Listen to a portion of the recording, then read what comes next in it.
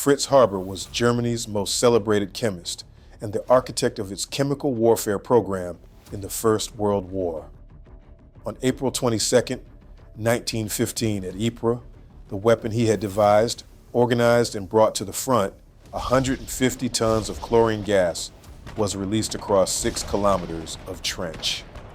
Around 1,000 men died, and Haber did not recoil from any of it. In private, he described chemical warfare as having offered him new possibilities for scientific imagination. But the answer to whether justice ever caught up with him is not what you would expect. Haber had risen to prominence before the chemical weapons attack. In 1909, he pioneered a method to make fertilizer from the nitrogen in the air. The engineer Carl Bosch then worked with Haber and turned that laboratory breakthrough into a groundbreaking new industry. Today, that fertilizer grows around 1/3 of the world's food.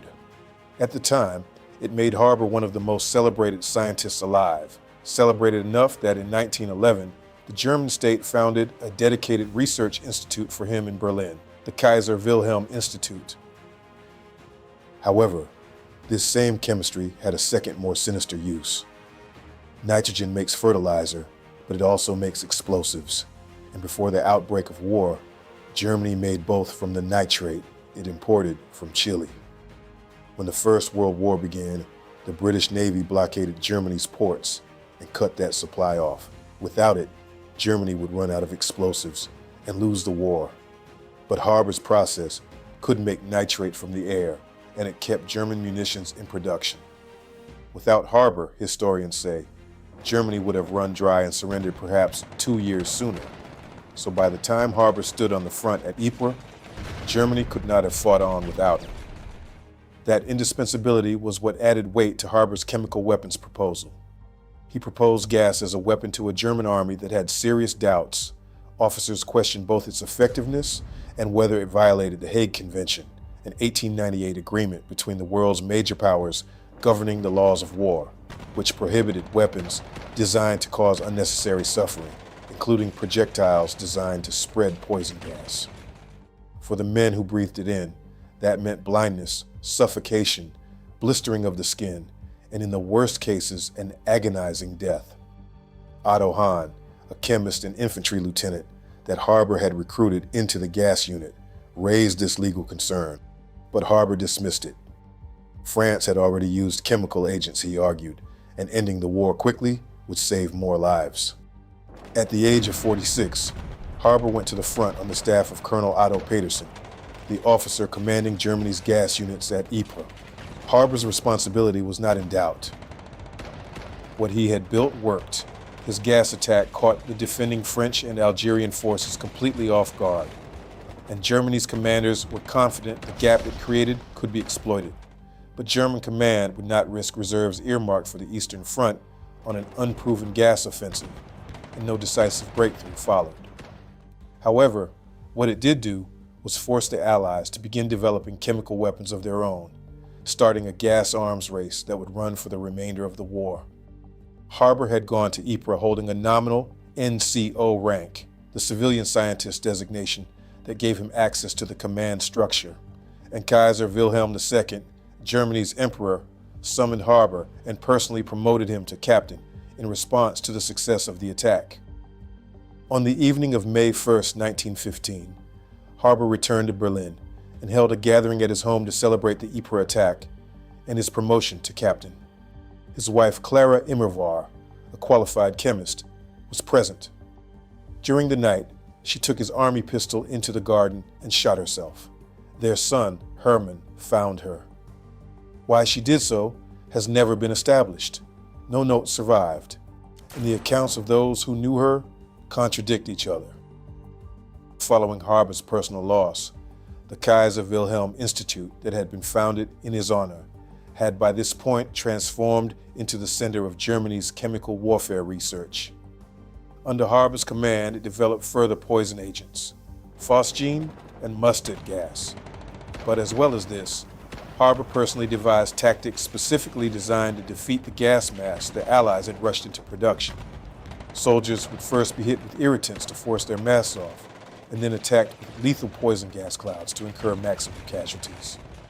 The German High Command had found in Haber a sharp mind and an extremely energetic organizer, and therefore appointed him to command Chemical Section A-10, Germany's dedicated military chemical warfare command, which grew to employ 2,000 people. Haber continued directing gas operations throughout the war as Germany, Britain, and France all deployed chemical weapons, and historians estimate a total of 90,000 deaths and 1.3 million injuries sustained across all nations by the time Germany signed the armistice to end combat operations in the First World War on November 11, 1918.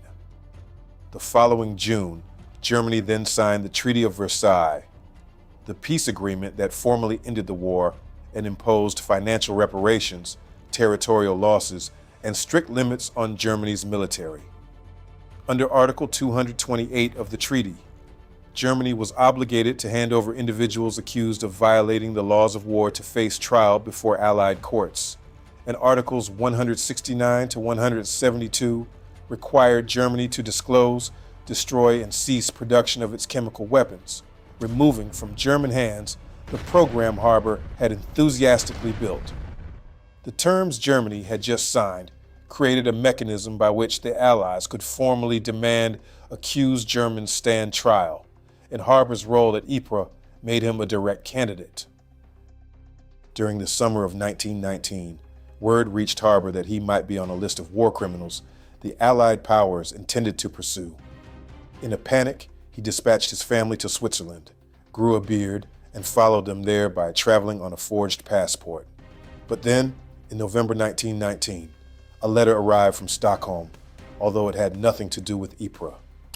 Subscribe now and stay with us to find out what it was. It was a Nobel Prize. Haber's method to make fertilizer from the nitrogen in the air was groundbreaking. He had been nominated for the Nobel Prize repeatedly since 1912, but the committee withheld the 1918 prize over questions of secrecy, scientific credit, and whether his nitrogen process had extended the war. But in November 1919, the same year Haber had been hiding on a forged passport, they reversed that decision and awarded it to him, although the announcement did not go uncontested. 2 French Nobel Prize recipients refused their own awards in protest. An American Nobel laureate refused to attend unless Haber repudiated the Manifesto of the 93, which was a declaration previously signed in 1914 by 93 prominent German academics who publicly defended Germany's march through neutral Belgium at the outset of the First World War. Allied scientists had condemned this as Germany's intellectual establishment endorsing the invasion. But Haber had signed it and refused to withdraw his name. Despite this, no protest had any effect. The Nobel Committee awarded the prize to Haber regardless, while his own scientific peers were refusing to share a stage with him. 7 months later, in June 1920, the ceremony went ahead in Stockholm. Haber's acceptance speech detailed the process that had made it possible to feed populations that would otherwise have faced starvation, but he said nothing about gas, explosives, or Ypres, and the Nobel Committee did not require him to. The protests of the previous months had made his wartime record publicly known, but they had not changed the outcome.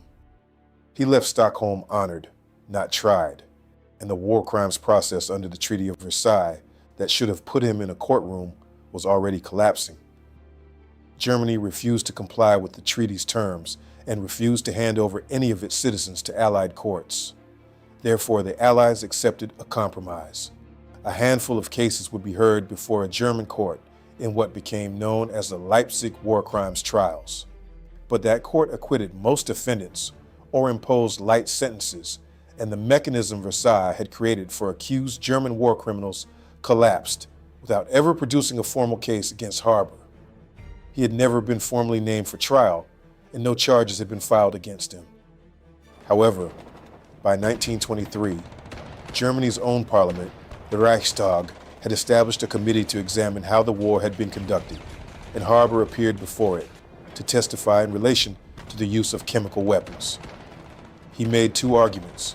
Firstly, that the gas program had been carried out under the direct orders of General Erich von Falkenhayn, the head of the German General Staff, making Falkenhayn responsible and not himself.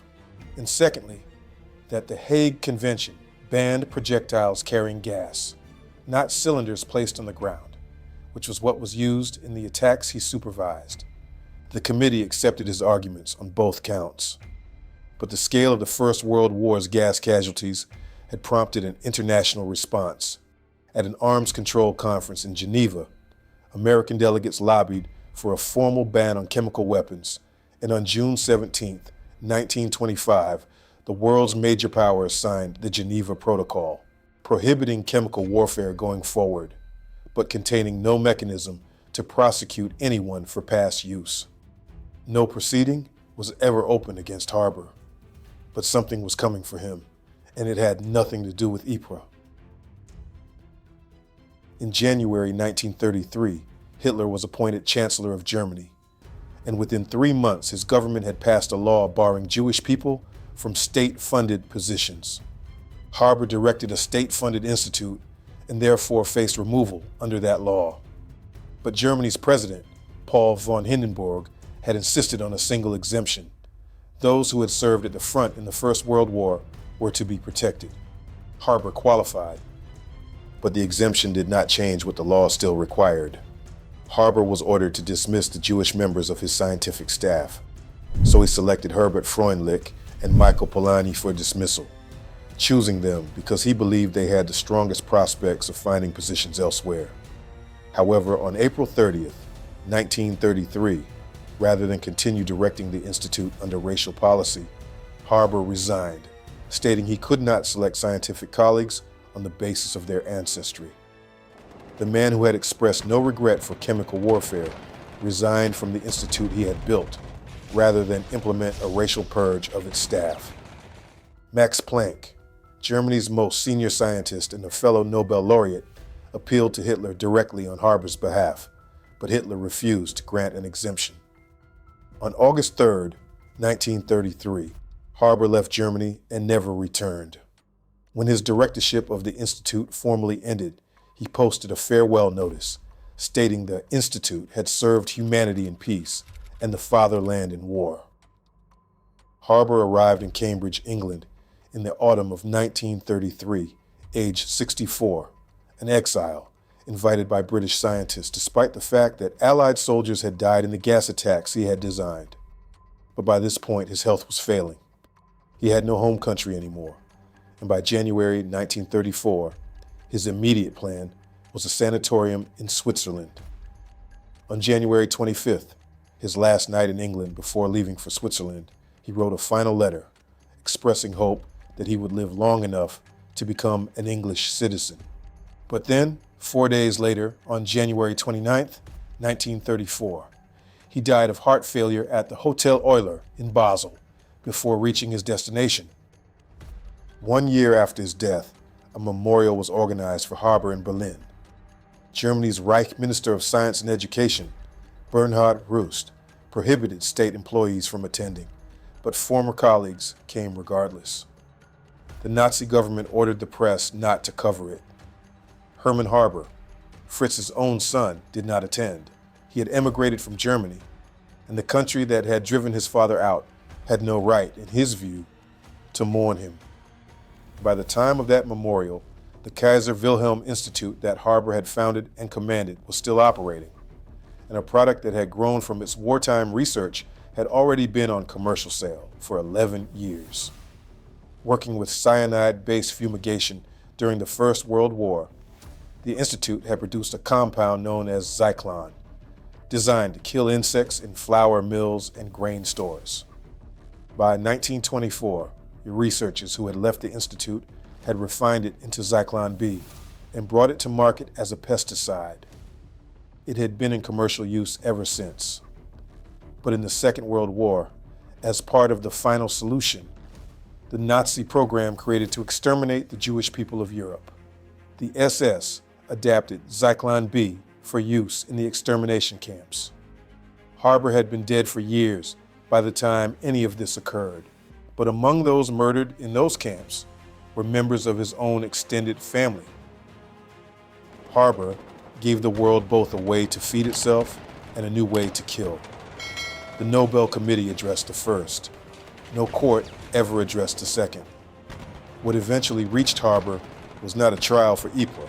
It was a racial law that targeted what he was, not what he had done. If you want to know whether the accountability that never reached Haber reached the men who ran the most infamous extermination camp of the Second World War, that video is on screen now.